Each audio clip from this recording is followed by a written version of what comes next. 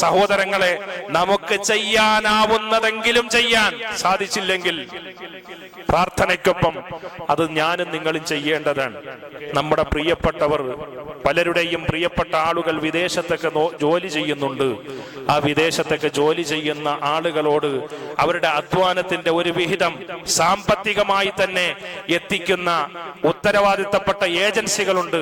അവർക്കൊരു വിഹിതം സാമ്പത്തികമായി കൈമാറാൻ പറയണം അവരോട്. ഇന്ത്യ രാജ്യത്ത് ഒരുപക്ഷെ അത് നമുക്ക് സാമൂഹികമായി നിയമപരമായി ചിലപ്പോൾ തടസ്സങ്ങൾ ഉണ്ടാകാം.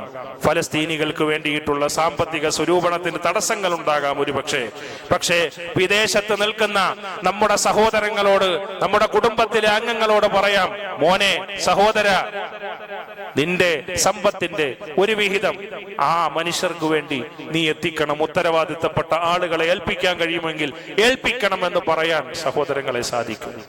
ഇങ്ങനെ ആ മനുഷ്യരെ ഈ വംശഹത്യാകാലത്ത് ഉന്മൂലനം ചെയ്ത് ഇല്ലാതാക്കി ആ സമൂഹത്തെ അവിടെ നിന്ന് തുടച്ചു നീക്കാൻ ശ്രമം നടത്തുമ്പോ, ബൈത്തുൽ മുഖദ്ദസിന്റെ ആ ഭൂമി അത് പൂർണ്ണമായും പിടിച്ചെടുക്കാനുള്ള ശ്രമങ്ങൾ നടത്തുമ്പോ, അതിന്റെ കാവലാളുകളായി അവരുടെ ജീവനും ജീവിതവും അള്ളാഹുവിന്റെ വഴിയിൽ സമർപ്പിക്കാൻ നിലകൊള്ളുന്ന ആ സമൂഹത്തിന് വേണ്ടി പ്രാർത്ഥന കൊണ്ട് അവരെ ഇല്ലാതാക്കാൻ വരുന്നവരെ ഉപരോധം കൊണ്ട് കഴിയുന്ന വിധം സാമ്പത്തികമായ സഹായം കൊണ്ട് ശക്തിപ്പെടുത്താൻ, അവരെ അതിജീവനത്തിന്റെ വഴിയിലേക്ക്, വിമോചനത്തിന്റെ സാധ്യത വഴിയിലേക്ക് കൊണ്ടുവരാൻ സഹോദരങ്ങളെ എനിക്കും നിങ്ങൾക്കും സാധിക്കണം.